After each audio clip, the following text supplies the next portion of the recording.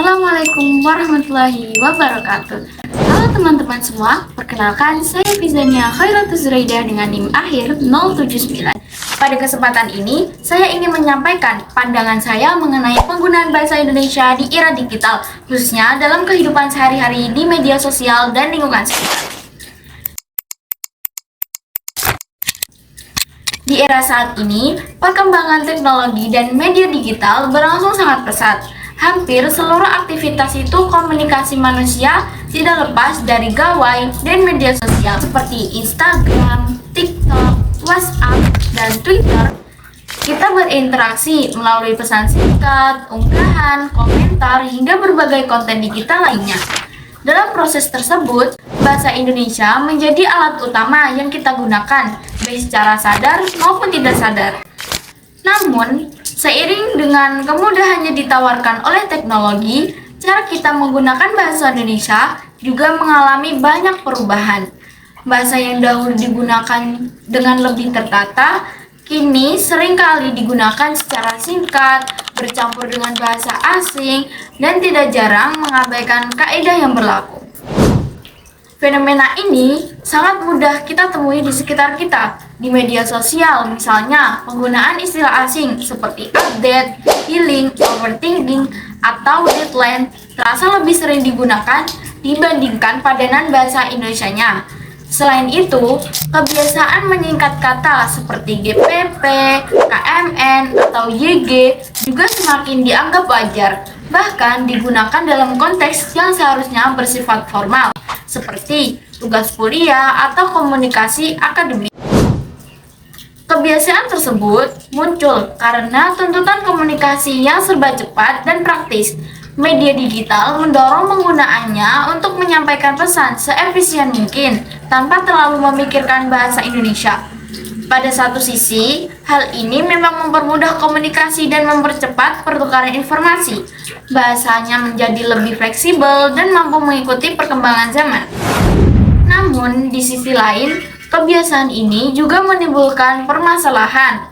Penggunaan bahasa Indonesia yang tidak sesuai kaidah secara terus-menerus dapat mempengaruhi kemampuan berbahasa seseorang.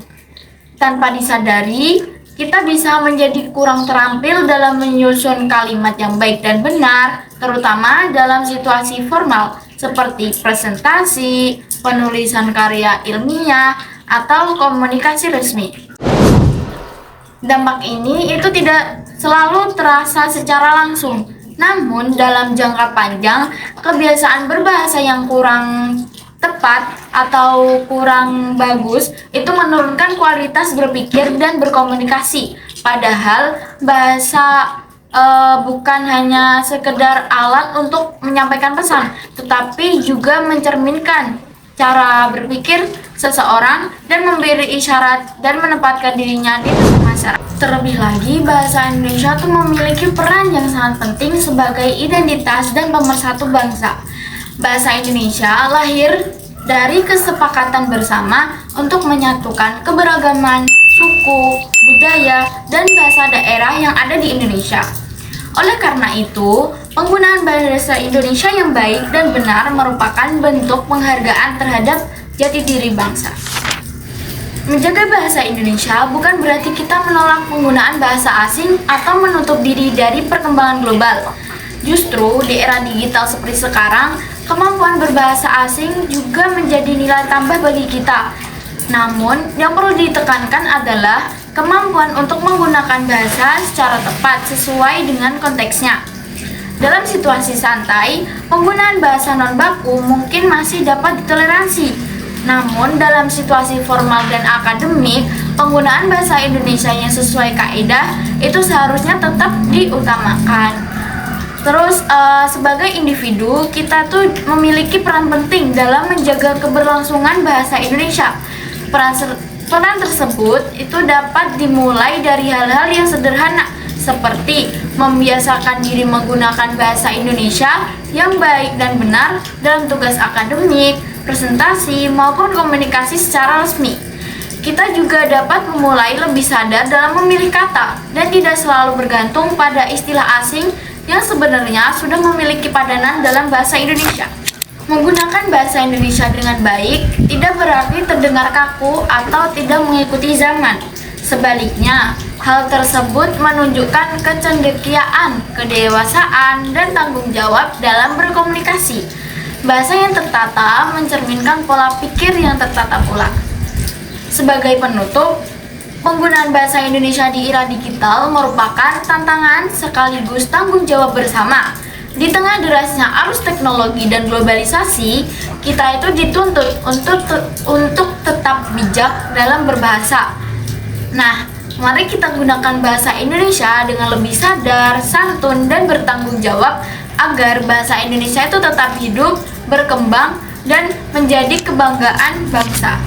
Kalau saya refleksi lagi, sebenarnya saya sendiri juga sering menggunakan bahasa singkatan atau campuran bahasa Indonesia dengan bahasa asing, terutama saat berkomunikasi di media sosial. Kadang hal tersebut terjadi karena biar lebih cepat atau ngikut kebiasaan orang-orang di sekitar. Namun, ketika mulai masuk dunia perkuliahan, saya itu mulai menyadari bahwa kebiasaan tersebut cukup berpengaruh, terutama saat harus menulis tugas, membuat makalah, atau menyampaikan presentasi. Saya jadi lebih sering berpikir ulang dalam memilih kata dan menyusun kalimat agar lebih jelas dan sesuai konteks. Dari situ, saya menyadari bahwa kebiasaan kecil dalam berbahasa ternyata bisa berdampak besar pada cara kita menyampaikan ide. Sebenarnya, penggunaan bahasa santai dan bahasa formal itu sama-sama penting. Bahasa santai cocok digunakan dalam percakapan sehari-hari, seperti saat ngobrol dengan teman, keluarga, atau di media sosial. Sementara itu, bahasa formal tetap dibutuhkan dalam konteks akademik dan profesional, seperti saat mengerjakan tugas, menulis laporan, atau berbicara di forum resmi. Permasalahan muncul ketika batas antara keduanya itu saling kabur. Ketika bahasa santai terbawa ke situasi formal, maka kualitas komunikasi juga bisa ikut menurun. Nah, oleh karena itu, kita harus sadar dalam memilih bahasa sesuai dengan situasi dan konteks. Kalau kita perhatikan di sekitar kita, contoh penggunaan bahasa seperti ini itu sangat mudah ditemukan. Misalnya, dalam tugas atau pesan resmi, masih sering ditemukan penggunaan singkatan, bahasa campuran, atau kalimat yang kurang efektif. Hal-hal kecil seperti ini tuh sering dianggap sepele, padahal sebenarnya sangat berpengaruh pada kejelasan pesan yang disampaikan. Dengan membiasakan diri menggunakan bahasa Indonesia yang lebih tertata, pesan yang kita sampaikan juga akan lebih mudah dan dipahami. Dari sini, kita bisa mulai bertanya pada diri sendiri, apakah selama ini kita sudah menggunakan bahasa Indonesia dengan bijak? Atau justru kita terbawa arus kebiasaan tanpa benar-benar menyadarinya? Kesadaran ini itu penting karena bahasa adalah bagian dari identitas dan tanggung jawab kita sebagai penutur. Sebagai generasi yang hidup di era digital, kita memang dihadapkan pada banyak perubahan. Namun, perubahan tersebut seharusnya tidak membuat kita melupakan dasar dan nilai dari bahasa Indonesia. Dengan menggunakan bahasa Indonesia secara sadar, kita bisa tetap mengikuti perkembangan zaman tanpa kehilangan jati diri. Semoga apa yang saya sampaikan dapat menjadi bahan refleksi bersama. Terima kasih atas perhatiannya. Wassalamualaikum warahmatullahi wabarakatuh. See you.